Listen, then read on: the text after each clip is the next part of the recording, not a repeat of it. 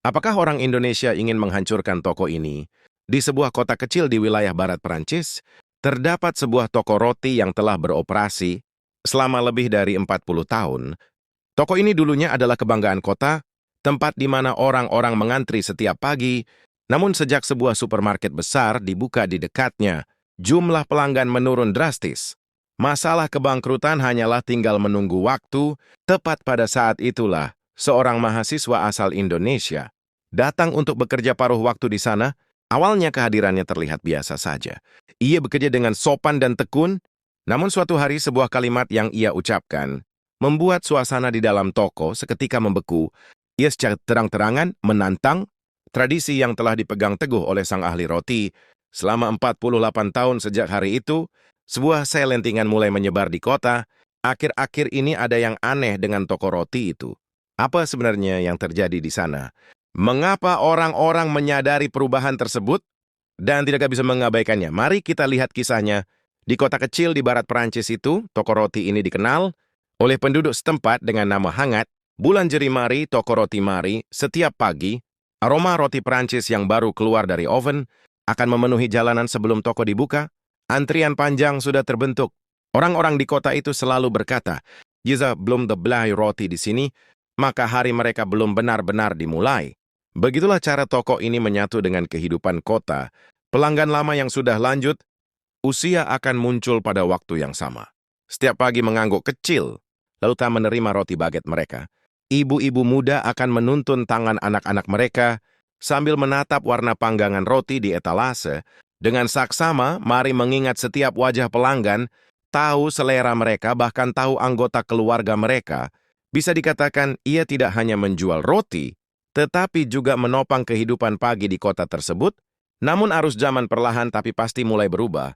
Sebuah supermarket besar dibuka di dekat sana, rak-raknya dipenuhi dengan roti yang murah dan praktis. Generasi muda berbondong-bondong ke supermarket, dan sosok pelanggan lama perlahan menghilang tanpa disedari. Kerumunan orang yang mengantri telah lenyap. Toko itu kini hanya menyisakan suara rendah dari mesin oven yang berputar. Mari menatap etalase yang kosong dan merasakan kesedihan yang mendalam. Kerja kerasnya selama 40 tahun yang ia banggakan, perlahan-lahan terkikis tanpa suara. Mungkin sampai di sini sajalah. Pikiran itu terlintas di benaknya. Di tengah kesunyian toko yang biasanya hangat, tekanan berat itu membuatnya sesak nafas. Kota itu pun seolah diselimuti krisis yang tak terlihat. Setiap kali ada satu toko roti kecil yang tutup, suasana pagi di jalanan menjadi lebih redup. Di balik pintu besi yang tertutup, hanya tersisa papan nama yang memudar dan aroma panggangan yang hilang. Para pembuat roti di sana sudah semakin tua. Meskipun tangan mereka masih bisa bergerak, punggung mereka tidak lagi bisa tegak seperti dulu. Budaya roti di kota kecil ini perlahan berjalan menuju garis akhir. Akhirnya balai kota mengambil langkah terakhir. Mereka mencoba merekrut pembuat roti muda dan meluncurkan program mobilisasi kota. Untuk mendatangkan generasi penerus, poster-poster ditempel di papan, pengumuman dicari. Mereka yang beraspirasi menjadi pembuat roti. Kabar ini menyebar dari mulut ke mulut. Mungkin dengan cara ini toko Mari bisa terselamatkan. Mari pun menggantungkan harapannya pada program ini, bukan hanya untuk tokonya melainkan karena ia takut suasana pagi di kota itu akan hilang selamanya. Pada hari penjelasan program, Maria dan Pierre, sang kepala pembuat roti, duduk berdampingan di ruang pertemuan kecil. Di luar angin dingin mengguncang dahan pohon. Udara di dalam ruangan terasa sangat kering. Petugas membagikan dokumen yang menjelaskan sistem dukungan, subsidi dan rencana pelatihan bagi anak muda. Kondisi ini sebenarnya sangat menarik. Setiap kali petugas berbicara, api sang harapan saling kecil menyala di hati Mari. Asalkan ada satu orang saja yang mau datang ke toko ini, ke kota ini, namun kenyataannya kejam. Jumlah pendaftar adalah 0 angka di atas kertas. Itu dengan dingin mengungkap kenyataan yang ada. Petugas menundukkan pandangan dan menghela nafas berat. Di kota ini sudah tidak ada lagi anak muda yang bercita-cita menjadi pembuat roti. Kalimat itu bagaikan vonis, upaya untuk menjaga harapan justru membuktikan bahwa harapan itu sudah tidak ada lagi. Malam itu Mari menutup toko sendirian. Gerakan yang biasanya mengalir lancar, kini terasa lamban. Saat Ian hendak mematikan saklar lampu, papan nama tangannya sedikit gemetar. Setelah lampu toko padam, kesunyian terasa lebih pekat di dalam etalase. Hanya ada beberapa potong roti yang tersisa. membuat ruang kosong di antaranya terlihat sangat mencolok. Mari membuka buku catatan panggangan dan menghentikan pensilnya. Besok kurangi jumlah panggangan. Ia hampir tidak percaya ia memikirkan hal itu keputusan. Untuk mengurangi produksi sama saja dengan memperkecil. Sesuatu yang selama ini ia lindungi, namun kenyataan memaksa tanpa ampun. Tempat yang ia jaga selama 40 tahun, sedang berjalan menuju akhir, tanpa suara perasaan itu tenggelam ke dasar hatinya, membuat nafasnya terasa berat. Mari memutar kunci, menatap bayangan dirinya di kaca gelap, tidak ada senyum. Ainya, matanya pada yang masih berusaha keras mencari sesuatu, mencari cara Aro. Tokoh ini bisa kembali merasakan kejayaan masa lalu.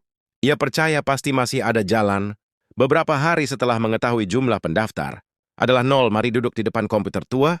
Setelah jam operasional toko berakhir, di kotak masuk email hampir semuanya adalah tagihan dan korespondensi pemasok. Tidak ada kata harapan di sana. Tepat pada saat itu, sebuah alamat asing berkedip indah Indonesia. Mari mengerjak 2 kali menatap layar Indonesia. Meski di sana juga ada roti, tapi yang mereka cari di sini adalah pembuat roti Perancis. Apakah ini candaan, salah kirim, atau penipuan? Keraguan muncul silih berganti. Meski begitu, jarinya secara otomatis mengklik email tersebut. Email itu ditulis dalam bahasa Perancis yang sangat sopan. Isinya menyatakan keinginan untuk bekerja di sana, menyebutkan bahwa ia adalah mahasiswa pertukaran pelajar, asal Indonesia, pernah bekerja di toko roti di Indonesia, dan memiliki kerinduan yang kuat untuk mempelajari seni roti Perancis. Setelah selesai membaca, mari menahan nafas. Setelah vonis 0 pendaftar, email ini terasa sangat tidak nyata. Saat dia memperlihatkan email itu kepada Pierre, Pierre langsung mengerutkan kening tanpa menutup-nutupi rasa tidak sukanya. Orang Indonesia ke toko roti Perancis, nada suaranya bercampur antara terkejut dan penolakan. Bahasa dan budayanya berbeda, rasa fermentasinya, kekuatan tepungnya, suhu pemanggangannya, semuanya berbeda. Yang terpenting, dunia roti Prancis tidak semudah itu. Harus bekerja sebelum fajar, tangan penuh tepung, dan tidak boleh ada kegagalan. Apakah dia sanggup? Keraguan muncul secara alami. Namun di lubuk hati Mari ia mendengar suara lain. Hanya karena ada seseorang yang melamar, bukankah itu sudah sebuah mukjizat? Apakah kita masih punya pilihan untuk pilih-pilih? Pierre menyilangkan tangan di dada dan bergumam. Kalau dia hanya ingin menjadikan toko kita sebagai laboratorium eksperimen, itu akan merepotkan. Mari tidak bisa menjawab. Ia hanya merasa kenyataan sedang mendorongnya untuk maju. Pada hari wawancara di tengah udara pagi yang dingin, pintu toko berbunyi pelan. Muncul seorang gadis Indonesia yang tampil sederhana. Rambut hitamnya diikat rapi ke belakang. Punggungnya tegak dan tatapannya lurus ke depan. Dengan suara tenang dan senyum ramah, ia mengangguk dan berkata, "Senang bertemu dengan Anda, nama saya Indah." Bahasa Perancisnya yang berlogat memang tidak sempurna, tetapi setiap katanya memancarkan ketulusan. Indah menceritakan pengalamannya bekerja di toko roti di Indonesia, kekagumannya pada budaya roti Perancis, dan tekadnya untuk mempelajari apapun. Pierre bertanya dengan dingin, roti lembut di Indonesia dan roti keras di Perancis adalah 2 hal yang berbeda. Bisakah kau melakukannya? Indah sempat ragu sejenak, namun kemudian menjawab dengan jelas, "Segala hal yang bisa saya lakukan, ingin saya lakukan. Dalam hal semangat belajar, saya tidak akan kalah dari siapapun." Mendengar kalimat itu, hati Mari bergetar. Ia seolah melihat dirinya yang dulu, yang juga mempertaruhkan hidupnya pada roti dengan tatapan mata yang sama. Perasaan yang hampir terlupakan itu kembali sedikit demi sedikit setelah ragu sesaat. Mari memutuskan untuk menerimanya dengan syarat masa percobaan yang ketat dan harus mematuhi semua aturan toko. Meski begitu, ekspresi Pierre tetap kaku. Jika dia membuat kekacauan, semuanya berakhir segera. Mari mengangguk, tapi ia tidak bisa mengusir rasa cemasnya. Apakah pilihan ini benar? Apakah ini akan menyelamatkan toko atau justru mempercepat hari terakhirnya? Namun di saat yang sama, ia berpikir bahwa jika mereka hanya diam, toko ini pasti akan berakhir. Maka meskipun takut, ia harus melangkah maju.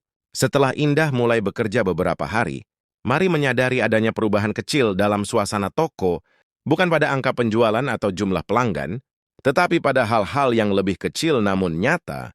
Indah tidak pernah melewatkan butiran tepung yang jatuh ke lantai meski sudah hampir jam pulang. Ia akan menyeka setiap sudut dengan teliti, menggunakan kain lap. Ketelitiannya membuat orang ingin berkata, "Kau tidak perlu melakukannya sampai sejauh itu." Yang lebih mengejutkan adalah kecepatannya. Apa yang diajarkan sekali langsung diingatnya, dan keesokan harinya sudah menjadi gerakannya sendiri. Apa yang harus dilakukan selanjutnya? Tanyanya setiap hari dengan suara yang bersemangat.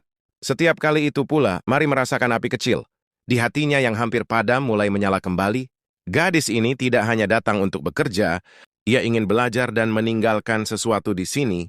Ada firasat seperti itu, namun Pierre belum bisa menerimanya. Baginya roti adalah kebanggaan sang ahli roti. Tradisi adalah hukum besi yang harus ditaati. Hiasan yang berlebihan akan merosak rasa dan mengubah tampilan, akan memudarkan jiwa roti tersebut. Pemikiran itu sudah mendarah daging, sehingga meskipun ia mengagumi ketelitian Indah, ia tetap bersikap waspada, seolah-olah Indah adalah penyusup di dapurnya. Suatu sore ketika pekerjaan persiapan selesai, dan toko terasa tenang, Indah bertanya dengan sopan nyonya, "Mari, bolehkah saya bercerita sedikit tentang budaya roti di Indonesia?" Mari meski agak bingung mengangguk, maka Indah mulai bercerita dengan mata berbinar. Ia menceritakan bagaimana di Indonesia, produk roti berganti sesuai musim, ada barang edisi terbatas menggunakan papan promosi, tulis tangan untuk merekomendasikan produk, dan saat hari raya, toko roti akan menjadi semarak seperti festival. Baginya roti adalah elemen yang membuat hidup menjadi lebih menyenangkan, bukan hanya soal makan. Tetapi proses memilihnya pun membuat orang bersemangat. Mari sangat terkejut toko roti di Perancis. Biasanya adalah tempat latihan yang keras, dan kelanjutan tradisi teknis adalah yang utama. Tidak butuh dekorasi berlebihan, rasa adalah penentu kemenangan, dan sebanggan ditunjukkan dengan tenang namun cerita. Indah membuat toko roti menjadi sebuah pengalaman. Mari merasa antusias. Sesuatu yang bahkan mengejutkan dirinya sendiri, Pierre menyilangkan tangan. Keningnya berkerut seiring dengan pembicaraan yang